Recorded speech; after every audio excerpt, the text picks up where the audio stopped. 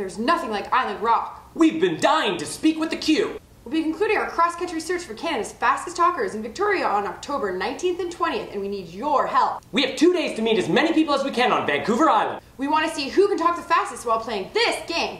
Go! He had like a little Hitler mustache. That would be Hitler. For 63 days, we're driving across the country in Winnebago, meeting, greeting, and fast-talking with Canadians. We're going coast to coast in search of Canada's fastest talkers. We want to meet as many Canadians as we possibly can. What's the name of the game? You don't say.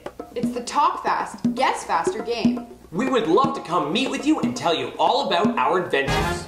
Did we mention we're giving one lucky Canadian $5,000? For more information, check out the official press release on the right-hand side of the page and give us a call. We'll fill you in on all the details. Until then, we'll see you on the road.